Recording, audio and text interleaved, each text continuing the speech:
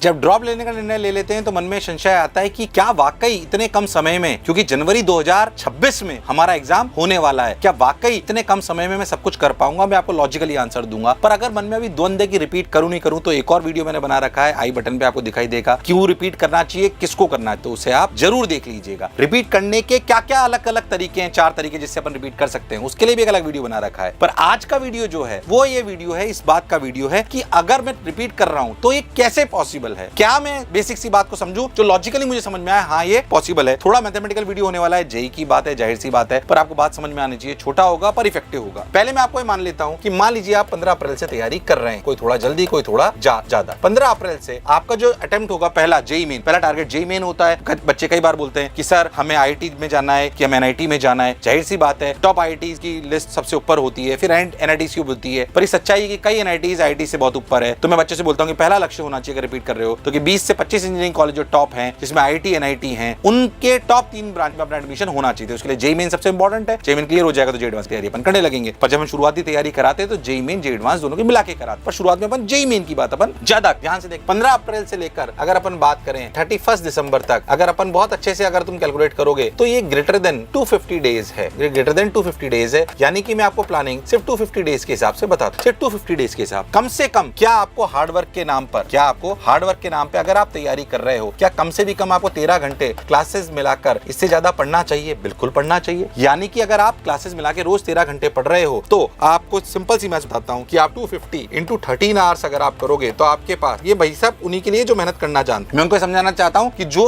मैं कह रहा हूं वो ये बहुत आसानी से पॉसिबल है। अच्छा, मैं एक बात और बताना चाहता हूं कि सिलेक्शन का क्या रामबाण है, किन बच्चों को टॉप 20 इंजीनियरिंग कॉलेज में टॉप 3 ब्रांचों में एडमिशन मिल जाता है, जो 2 चीजें अचीव कर लेते हैं 31 दिसंबर से पहले, क्योंकि उसके बाद वो रिवीजन, उसके बाद एग्जाम होगा, रिवीजन करें, बाद में रिवीजन, ठीक है। जो भी आपकी डेट आएगी, हो सकता है किसी की 20 मार्च आए, किसी 25 मार्च आए, उसको मैं अलग रख, अभी पहले ये तो खत्म करें अपन अच्छे से। तो सिलेक्शन की अगर अपन बात करें तो उसमें 2 चीजें कंप्लीट होनी जरूरी है। तो थ्योरी कंप्लीट होना जरूरी है, थ्योरी कंप्लीट, तभी आप सवाल कर पाओगे, तो थ्योरी कंप्लीट होना जरूरी है, प्लस 20,000 क्वेश्चन। ये अगर कर लेते हैं ना 20,000 क्वेश्चन, तो और उसका रिवीजन कर लेते हैं। रिवीजन अपन यहाँ पे करें, अगर ये दोनों चीजें आपने कर ली तो आप ये मान चलिए कैसे रिवीजन करेंगे बाद में बता दो। पहले तो सोचे जो हमें टारगेट अचीव करना है वो कैसे कर पाएंगे। 20,000 से ज्यादा अगर बच्चे सवाल कर लेता है डिफरेंट कैटेगरी के, तो फिर उसके सिलेक्शन के चांसेस हो जाते हैं। जैसे पता सवाल करने के लिए थ्योरी करनी पड़ती है, स्किल करनी पड़ती है, वो एक अलग विषय है, पर ये दोनों चीजें आपको करनी पड़ेगी, ये सिलेक्शन के लिए जरूर। तो उसी को मैं आपको डिवाइड करके बता रहा हूं। 250 घंटे से 250 घंटे अगर आप 250 दिन अगर आप 13 घंटे पढ़ोगे तो आपके पास 1100 कितने घंटे हो जाएंगे? 3250 घंटे आपके पास होंगे। कम से भी कम इतने घंटे होंगे आपके पास, 3250। बहुत आसानी से पॉसिबल है। हाँ सर। अच्छा, जब हम क्लासेस लेते हैं तो करीब करीब आप ये मान चलो हम 7.5 क्लासेस में इनका कोर्स खत्म कराते हैं। 750 क्लासेस ऑफ मान के चलिए 1.5 आवर। यानी कि अगर आप ध्यान से तो क्लासेस में थ्योरी पढ़ने में, जो मैक्सिमम थ्योरी पढ़ने में आपका टाइम गया, इसमें पूरा सिलेबस कंप्लीट हो जाता है, वो है 1125 घंटे। मैं मानता हूं कि अगर बच्चा घर आके इसको वापस रिवाइज करता है इस थ्योरी, तो अगर इफेक्टिव बच्चा है तो 20% से ज्यादा टाइम नहीं लगना चाहिए। रिवाइज 20% टाइम रोज आके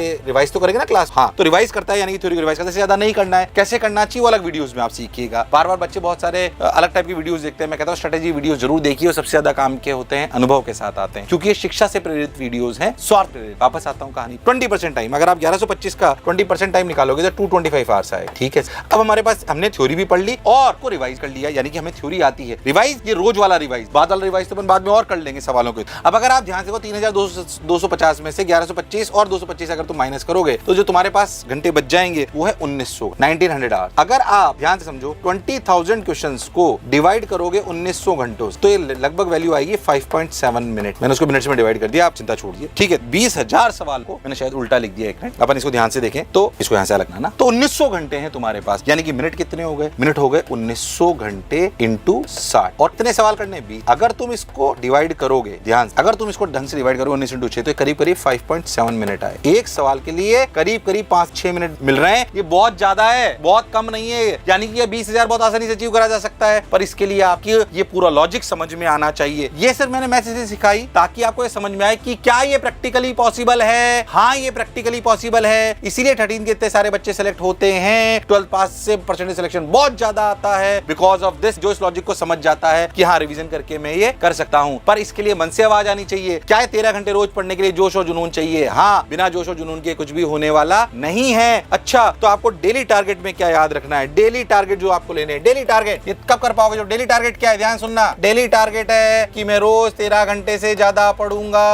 और 80 सवाल से ज्यादा करूंगा। ये मैं कई बार बोलता हूँ 80 × 250 करोगे 20,000 आ जाएगा। रोज टिक लगाना है कि मैं 13 घंटे से ज्यादा पढ़ूंगा और 80 सवाल से ज्यादा करूंगा। अगर ये दोनों पे टिक लगता रहा तो 31 दिसंबर को अचीव हो जाएगा जो तो मैं कह रहा हूं। तो रिवीजन भी कर लोगे और पहले जनवरी 2026 के अटेम्प्ट में ही तुम 98-99 परसेंटाइल के ऊपर ले आओगे। फिर उसके बाद एडवांस की तैयारी कर लेना। ऐसे हर साल बहुत सारे बच्चे सिलेक्ट होते हैं। और एक और बात जो मैं बार बार कहता हूं, आपको कहना चाहता हूं कि याद रखना, आपको खुद की पसंद का नहीं, स्ट्रेटेजी याद रखना, खुद की पसंद का नहीं, पसंद का नहीं, मैं बार बार बोल रहा हूं, खुद की पसंद का नहीं, एग्जाम की पसंद का पढ़ना है, एग्जाम की पसंद का पढ़ना है। ठीक है, ये बात स्टार मार्क लगा के रखनी है कि एग्जाम की पसंद का पढ़ूंगा सर मैं, खुद की पसंद का नहीं, बोर्ड के हिसाब से नहीं। जो तैयारी अलग कर रहे हैं उनमें क्या अंतर है, उसके भी मैं अलग अलग वीडियोस बना चुका हूं, उसको जरूर देखिएगा। अगर रिपीट कर रहे हो तो ये बात याद होनी चाहिए। अगर आप रिपीट करने में अभी भी संशय है तो एक और वीडियो बनाया, उसे देख लीजिए, किसको करना चाहिए किसको नहीं करना चाहिए और किस किस तरीके से करना चाहिए, क्या 4 तरीके हैं तैयारी करने के, मोड क्या क्या हो सकते हैं, क्लासरूम, ऑनलाइन, उनको भी देखिए, उनकी सीक्वेंस को समझ। तो आशा करता हूं ये वाला वीडियो तुम्हारे लिए थोड़ा इफेक्टिव रहा होगा। ऐसे ही वीडियोस में तुम्हारे लिए लाता रहूंगा। प्रेम बनाए रखने के लिए बहुत बहुत धन्यवाद, क्योंकि मेरा व्यक्तिगत स्तर शिक्षा की वजह से है। तो बार बार कह रहा हूं कि जो भी सलाह दूंगा वो शिक्षा से प्रेरित होगी, स्वार्थ से प्रेरित नहीं होगी। मुझे सुनने के लिए बहुत बहुत धन्यवाद। Thank you.